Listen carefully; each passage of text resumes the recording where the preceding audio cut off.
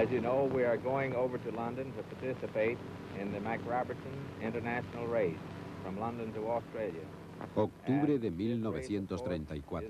El transporte aéreo en América se ha visto revolucionado con el nuevo Boeing 247, el primer avión de línea. Raskow Turner y su copiloto Clyde Pangborn pilotarán un Boeing en la carrera aérea McRobertson, que empieza en Mildenhall, en Inglaterra, y terminará en Melbourne, Australia. Van a competir con otro avión de línea comercial, el Douglas DC-2. En la pista hay muchos aviones más pequeños y aparentemente más rápidos. El mundo de la aviación experimentará muy pronto una sorpresa.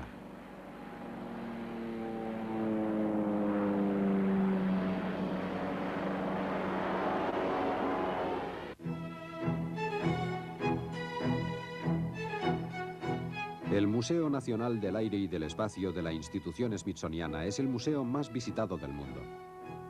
Su colección incluye algunos de los aviones y naves espaciales más importantes de la historia. Aviones que fueron diseñados, fabricados y utilizados por hombres y mujeres que han ampliado las fronteras de la aviación.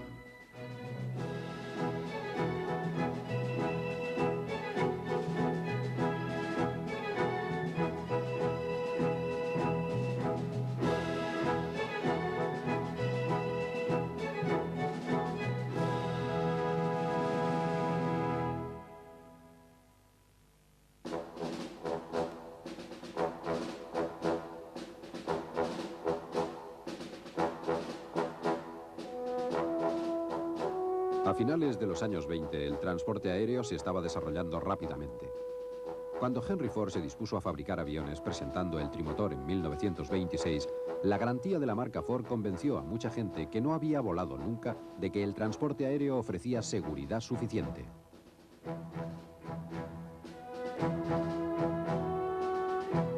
Pero el trimotor era lento y torpe, y cuando la Boeing introdujo su nuevo modelo, el esbelto 247, con una capacidad para 10 pasajeros, fue el inicio de una nueva era en el transporte aéreo.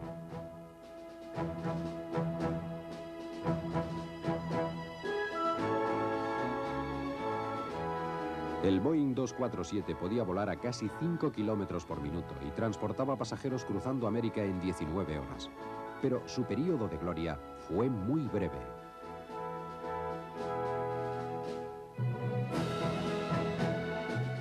El Douglas DC-3 fue el primer avión que resultó rentable dedicándose únicamente al transporte de pasajeros. Adquirió rápidamente un lugar destacado en el campo de las líneas aéreas y una fama que había de durar muchos años. Esta es la historia del auge del transporte aéreo en el período de entreguerras y de cómo esto cambió nuestras vidas.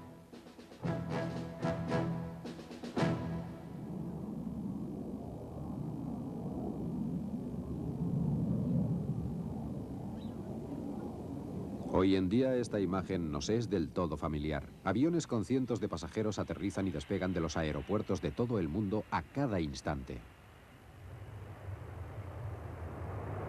No hay ninguna ciudad importante del planeta que esté a más de un día de viaje en avión.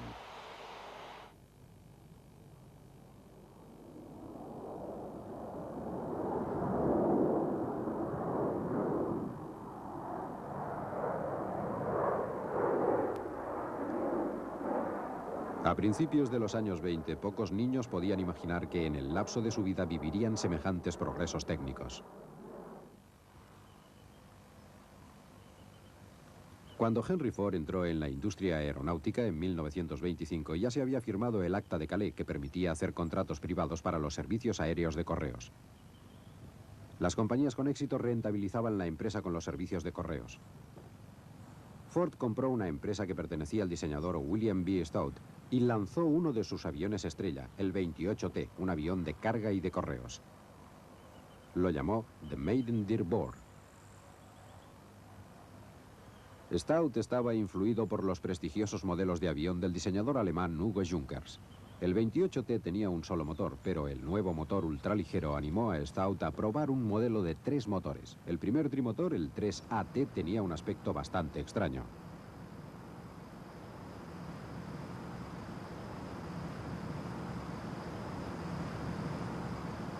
Los tres motores quedaban al descubierto y la proa era tan inestable que no podía aterrizar con el motor apagado. Solo realizó 3 vuelos antes de que un misterioso incendio en la fábrica, en enero de 1926, lo destruyera, junto a otros modelos diseñados por Stout.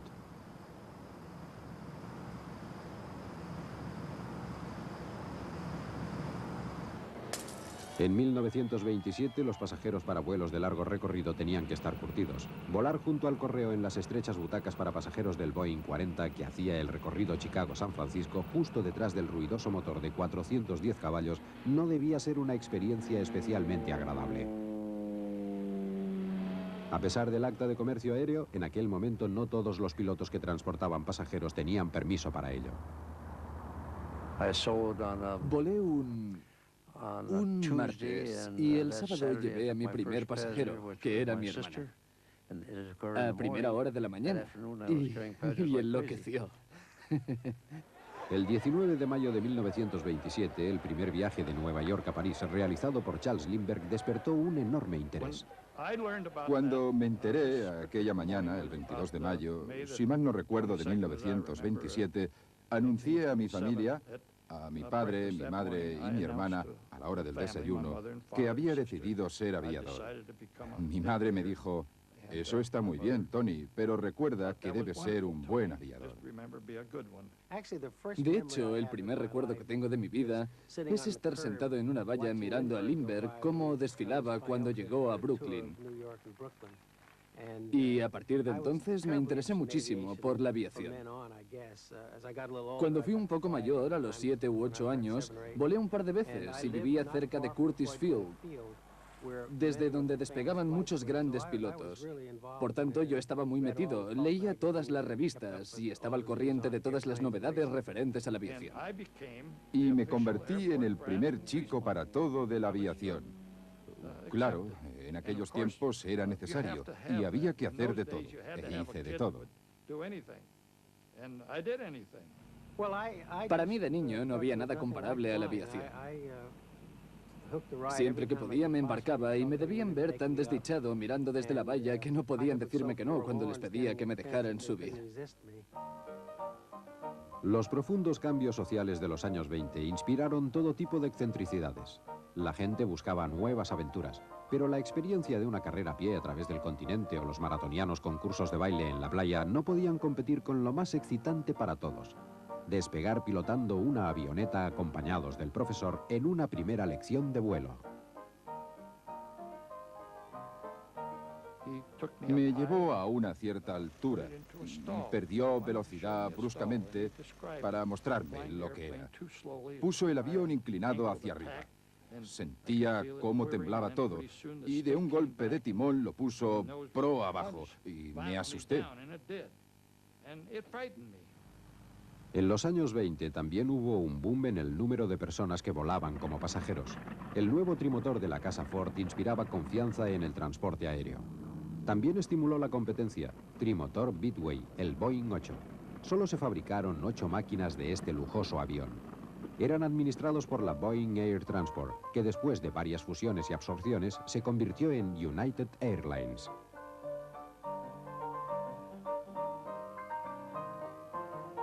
Con el creciente número de pasajeros empezó a haber una gran competencia.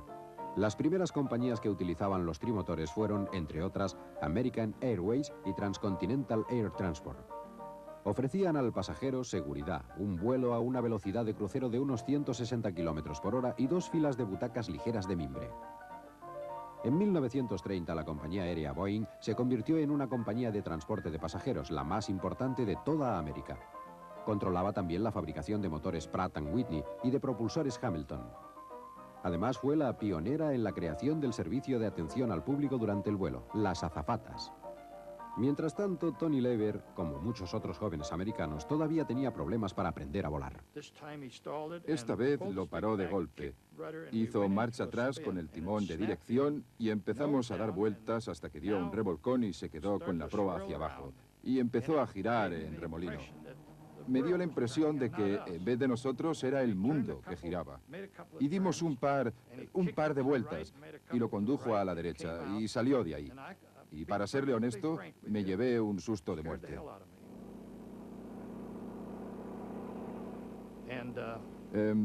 Entonces descendimos y aterrizó. Me sentía casi enfermo y le di las gracias. Decidí irme a casa.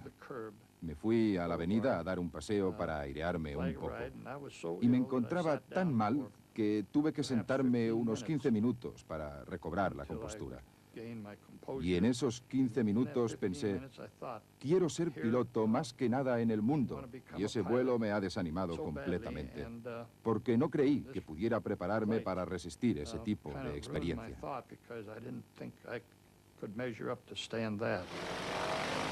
Pero el joven Tony no cejó en su empeño y muy pronto hizo progresos. Hizo vuelos individuales de forma espectacular. Entonces bajé en picado.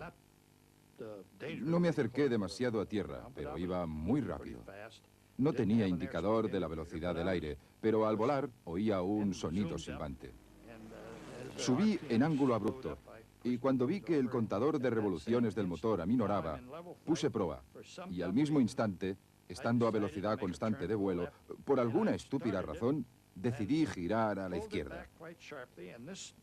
Empecé el viraje reteniendo la máquina y la maldita avioneta giró en remolino como una peonza. No estaba a más de 150 metros de tierra. Cuando esto sucedió, supe que había cometido un terrible error, pero reaccioné inmediatamente apagando el motor. Agarré el timón y lo puse en dirección opuesta, que era lo correcto. La maldita máquina dio un giro y medio y se paró.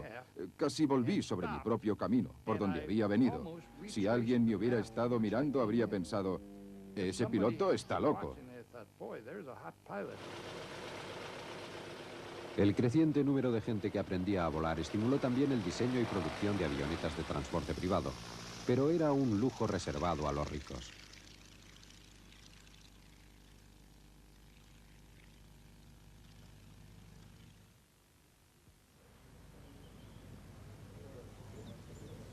La carrera para transportar cada vez un mayor número de pasajeros continuó adelante. Hacia el fin de 1928, la empresa Keystone fabricó un monoplano trimotor llamado The Patrician, con capacidad para 20 pasajeros. Los primeros pasajeros de este avión gozaron de una espléndida e inusitada vista de los rascacielos neoyorquinos.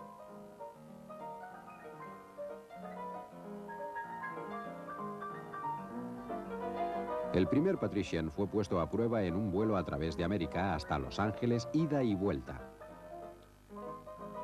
En Los Ángeles, la máquina publicitaria de Keystone aprovechó la oportunidad, naturalmente, para demostrar la capacidad del avión transportando a más de 20 starlets de Hollywood. Parece que la operación fue todo un éxito.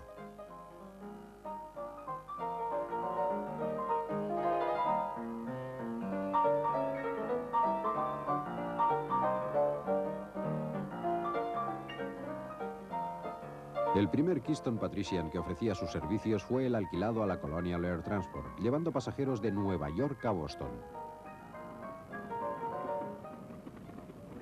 El Patrician tenía 3 motores Wright Cyclone de 500 caballos cada uno, pero a pesar de esta potencia y de las ventajas para elevarse, nunca llegó a hacer la competencia al trimotor de la Ford.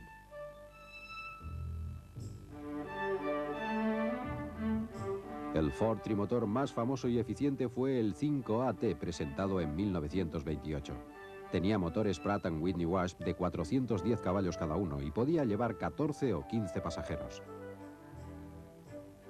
Más de 100 compañías aéreas de todo el mundo utilizaron los Ford trimotor y aunque dejaron de fabricarse en 1933, siguieron en uso durante mucho tiempo. A principios de los años 30, Tex Johnston pilotó uno, transportando a un grupo de aficionados a ferias y festivales de acrobacia aérea. En aquellos tiempos, muy poca gente había volado. Tenías que ir con espíritu de vendedor, porque la gente tenía miedo a los aviones.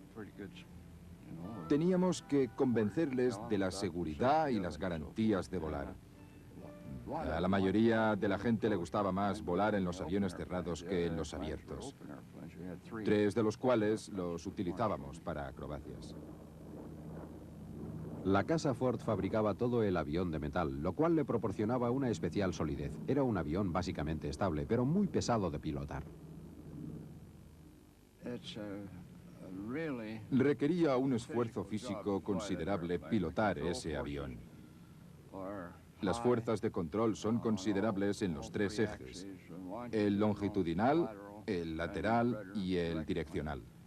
Y el movimiento de control requerido era muy superior al actual. En la actualidad, con mover un poco los controles es suficiente. Son muy sensibles, pero aquel avión lo tenías que manejar con tus manos.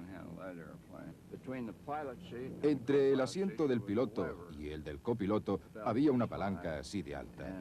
Si la estirabas hacia atrás, tenías los dos frenos. A la derecha, el freno derecho, y a la izquierda, el izquierdo. Y eso era una novedad absoluta.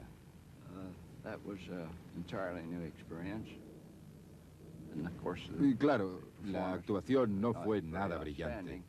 El avión era pesado y los controles también. Era duro pilotarlo, pero al menos volábamos.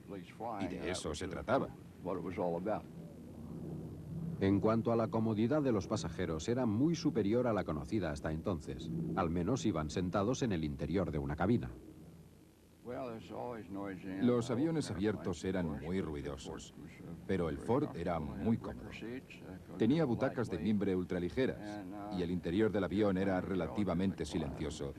No volaba a gran velocidad, por lo que no había demasiada corriente de aire.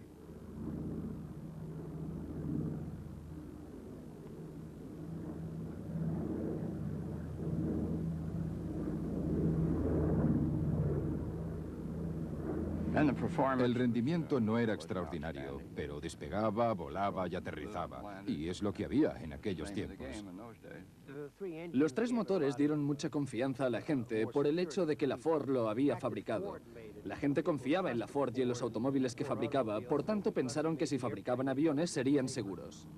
La suma de estos factores, la resistencia del avión, las garantías que ofrecía y la confianza que inspiraba el nombre de la Ford, hizo del Ford trimotor de lejos el avión de línea más exitoso del final de los años 20. No todos los trimotores tenían las típicas butacas de mimbre. Algunos eran diseñados con interiores decorados para ofrecer, además de las otras cualidades del trimotor, un cierto lujo y un mayor espacio. La compañía Transcontinental Air Transport, precursora de la TUA, con Charles Lindbergh como director del comité técnico, utilizó el avión Ford en el primer servicio regular transcontinental de pasajeros. En este estadio de desarrollo, las líneas aéreas no podían ofrecer un servicio transcontinental basado solo en los aviones. La TAT promocionó la idea de los viajes combinados, avión y ferrocarril.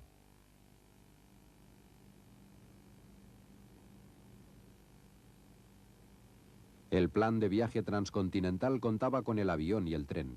Durante el día se volaba con los Ford trimotor y por la noche con un tren de coches cama. Columbus, Ohio, era el final del primer tramo del viaje de los pasajeros transcontinentales de la TAT. Eso fue en 1929 y cada pasajero pagó $350, una suma importante en aquel tiempo.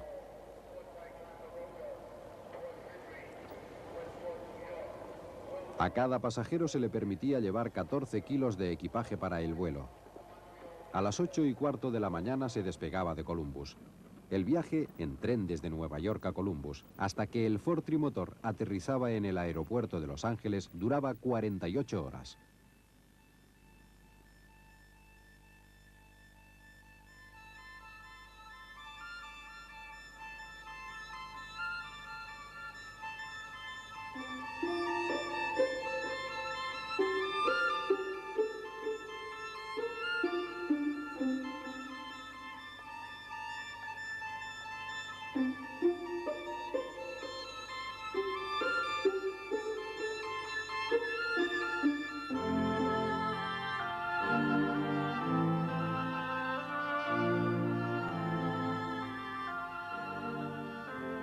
La velocidad de crucero era de 170 kilómetros por hora y el trimotor adelantaba al tren.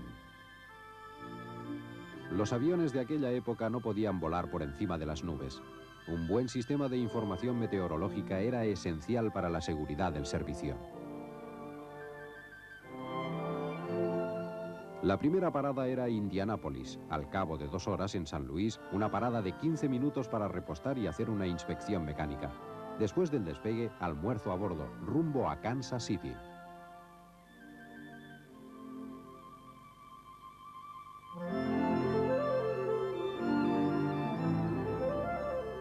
La siguiente parada era Wichita, Kansas, la segunda del día.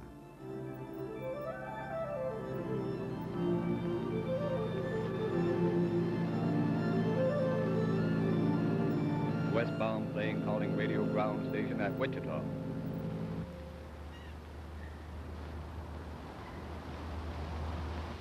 TAT Maddox, radio ground station at Wichita, answering westbound plane. Westbound plane reporting position. We are now passing over Granville. Okay on your position. Are you on time? Go ahead, please. We are flying exactly on schedule. We'll arrive Wichita on time. La última parada del primer día era Waynoka, en Oklahoma, donde los pasajeros eran trasladados en autocar para coger el tren Cochecama, el Santa Fe, y pernoctar hasta Nuevo México.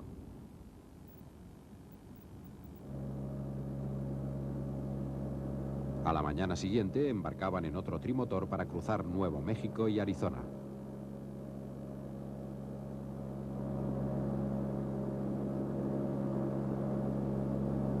Finalmente, a última hora de la tarde, llegaban a Los Ángeles, California.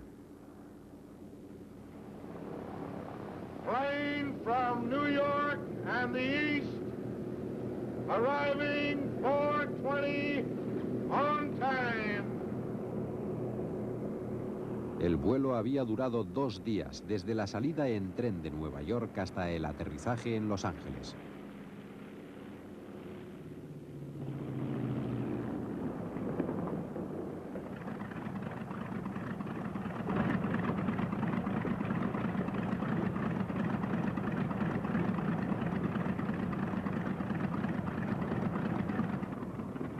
Aunque el grupo de pasajeros de este film promocional de la TAT tiene un aspecto fresco y feliz al bajar del avión, debe de haber sido un viaje agotador. Pero cada vez eran mayores las velocidades y el mundo se hacía más pequeño. Cada vez se podían hacer más cosas en el aire.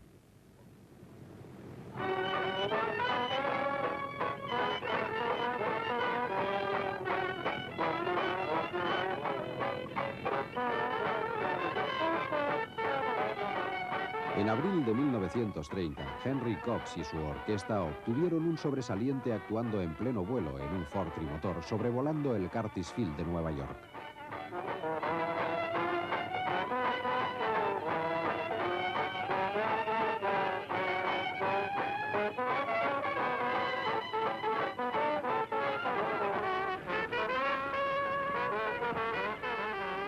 No fue un hito en la historia de la aviación, pero era algo que no se podía haber hecho 5 años antes.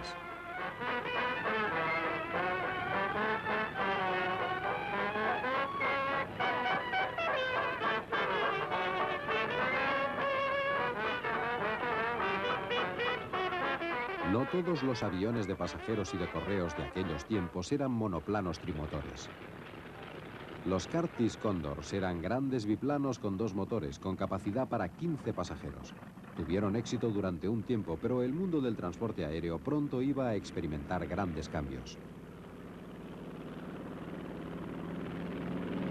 En 1930, el año en que Bobby Jones ganó el Grand Slam de golf, la aviación comercial americana era caótica. Había unas 40 líneas aéreas en servicio. Muchas de ellas aparecían y desaparecían rápidamente. Las subvenciones del gobierno a los servicios de correos hacían más atractivos a las compañías los aviones correo que los de pasajeros. A pesar de la elegancia de las nuevas tendencias en la moda, eran tiempos difíciles. Cualquier tipo de subvención oficial era bienvenida. 3 litros y medio de gasolina costaban 10 centavos. Y había un penique, o penique y medio, no recuerdo exactamente, de abono de ruta. Teníamos que guardar los tickets de gasolina y mandarlos a la oficina del Estado. Y te devolvían el importe. En 1930 cambió el sistema de subsidio de correos y se obligaba a las líneas aéreas deficitarias a fusionarse. La TAT se fusionó con la Western Air, convirtiéndose en la Transcontinental and Western Air, la TUA. La preferencia del servicio oficial de correos por los aviones de varios motores, por razones de seguridad, condenó a una breve carrera a 2 aviones muy innovadores. Uno de ellos era el Northrop Alpha, un monoplano aerodinámico muy rápido de gran resistencia gracias a su cobertura metálica especial. El Alpha fue ideado por el gran diseñador Jack Northrop, que creía en los aviones fabricados completamente con metal y defendía la línea limpia y la eficiencia. El Alpha llevaba a los pasajeros en su interior, mientras que el piloto tenía la cabina abierta. Podía transportar correo y mercancías frágiles como flores o gusanos de seda a través del país en menos de 24 horas. Su capacidad de transporte de pasajeros era mínima y el interior un tanto claustrofóbico, pero su diseño era extraordinario y tuvo una gran influencia en el diseño de futuros aviones de pasajeros. El otro avión innovador de breve carrera fue el Boeing Monomail. Tenía una apariencia similar al Alpha y su punto flaco era igualmente la poca capacidad para el transporte de pasajeros, pero fue una muy buena experiencia para la casa Boeing de cara al futuro.